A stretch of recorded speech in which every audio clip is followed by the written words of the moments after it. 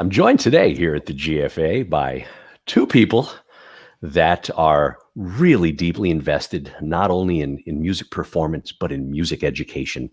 We have from lead guitar, Brad Richter and Denis Azabagić. Lead guitar establishes permanent classical guitar programs in public schools that tend to have low access to the arts. And one of my favorite things about lead guitar is that they don't replace programs. They work with a master instructor hand in hand with a classroom teacher to help establish, to grow these programs and to help them thrive.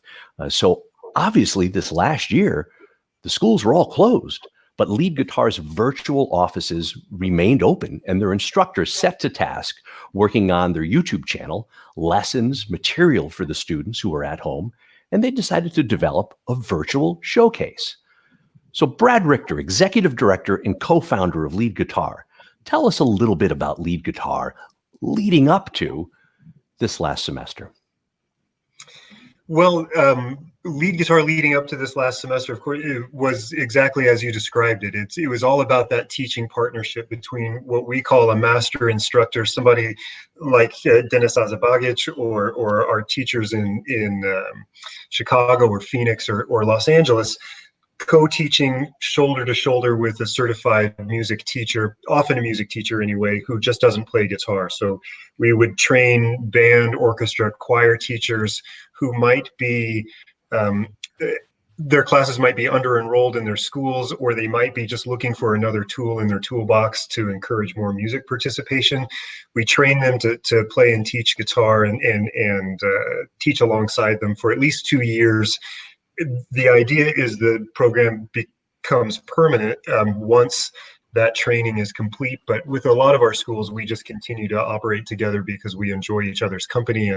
Well, one example is in Phoenix, our Phoenix Union high schools that we partner with are operating at such a high level that it's really useful for them to have someone who's a classical guitar specialist to take those students who can to those quite high levels that might be interested in majoring in guitar in college. So that's one part of it, but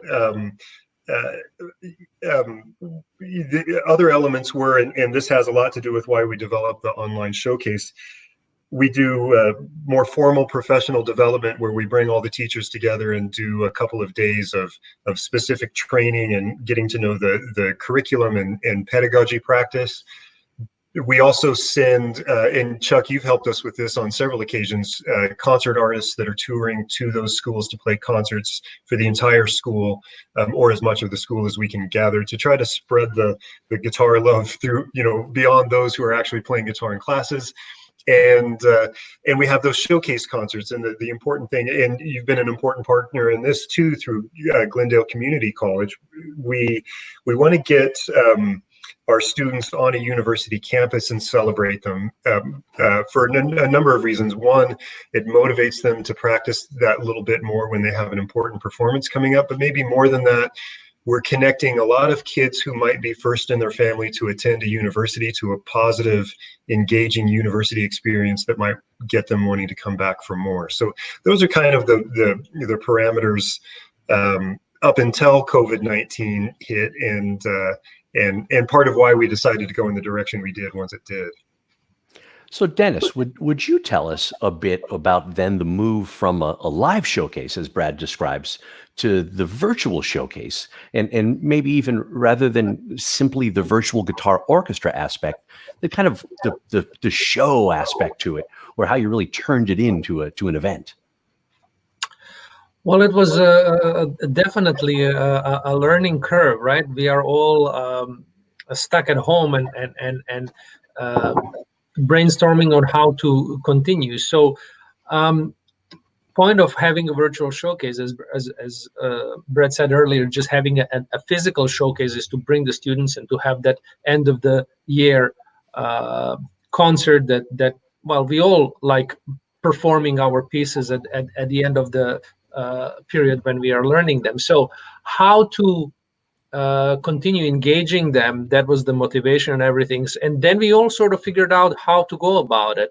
Up to a certain point, I liked using the technology, but then started digging out what is it we can do, how we can do this, and learning about, as I imagine yourself, learning about broadcasting software, learning about editing software, audio software. That did have some experience with audio editing because of all the CDs I've done over several years, etc. But not so much with the audio, not so much with the broadcasting. So there was definitely a learning curve.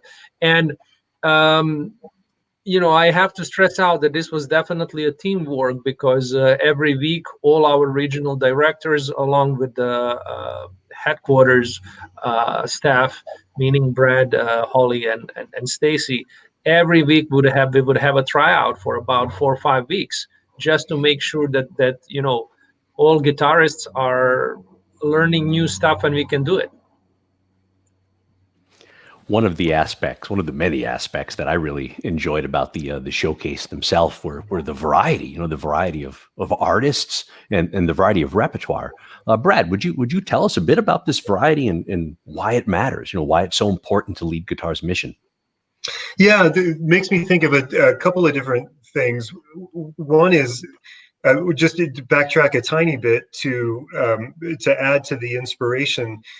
One of the things we puzzled about was, well, this is going to be an online showcase, so how do we replace that feeling of being in a special place and being honored by people that you may not normally get attention from, and we can create that at a university when we'll tend to invite students and families, and we feed everybody and celebrate.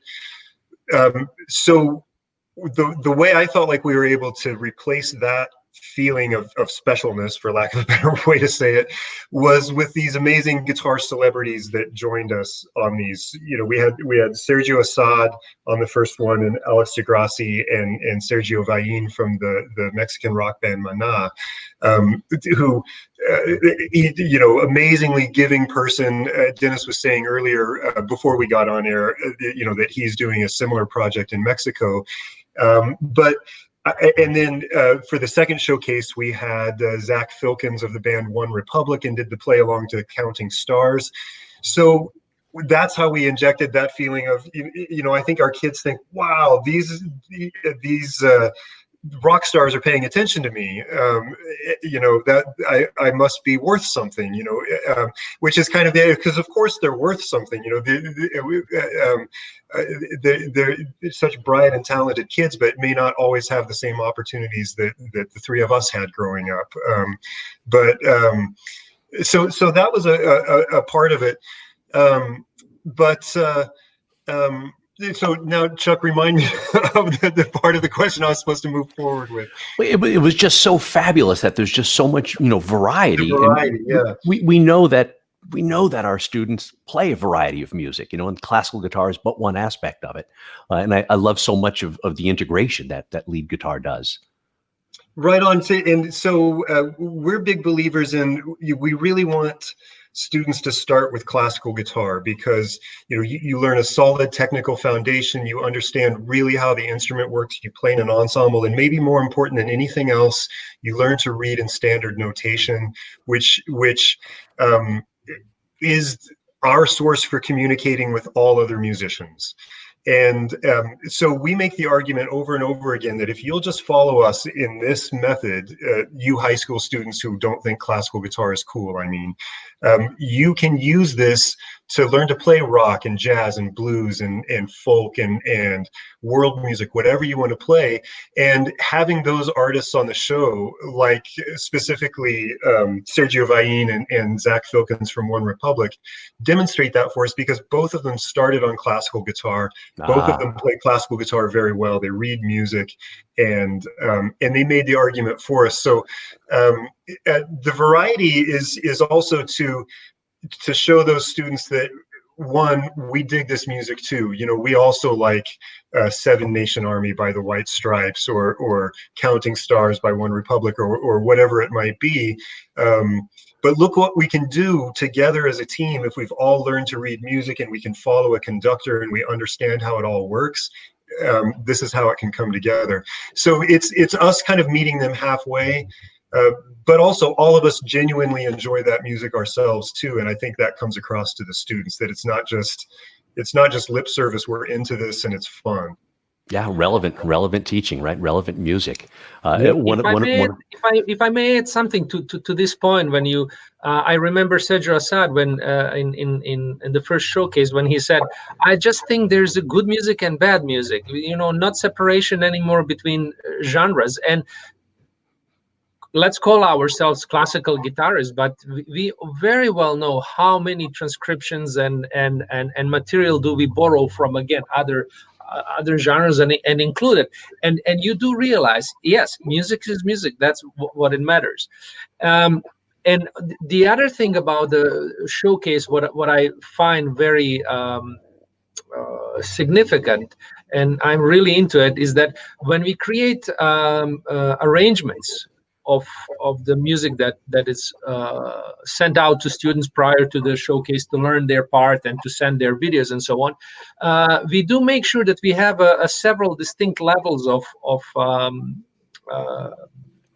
playability, right? So from the very early age, from the very early beginnings of learning guitar, you can join with a part that is sufficiently simple and yet beautiful, so that you can feel engaged and part of the community and part of the big guitar orchestra you can play, down to the one of the parts from One Republic, Counting Stars, which is it's a little bit more advanced. You cannot do that after a couple of months. So there's a variety. You can find what part it is sufficiently challenging for you, so you feel engaged, but also that you don't feel frustrated. Oh, I'm not participating in it.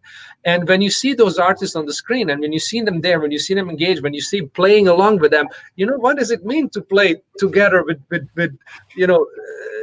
Sergio Assad? I mean, How cool. but to me, he's the greatest artist of everybody we mentioned. You understand my bias, but it's just I think it comes down to this. Why do we do anything that we do?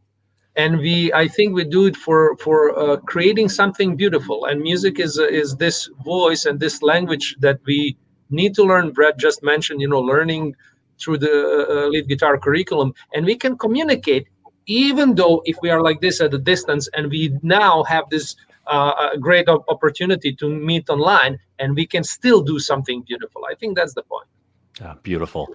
I want to ask you each one final question, but I almost want to steal an answer first by answering my own question, and that is, some favorite part of the project that stood out. And for me, I must admit, it didn't occur to me to the first showcase, because we all had all of our own stresses and challenges during this. It hadn't occurred to me how many students were likely at home without a guitar.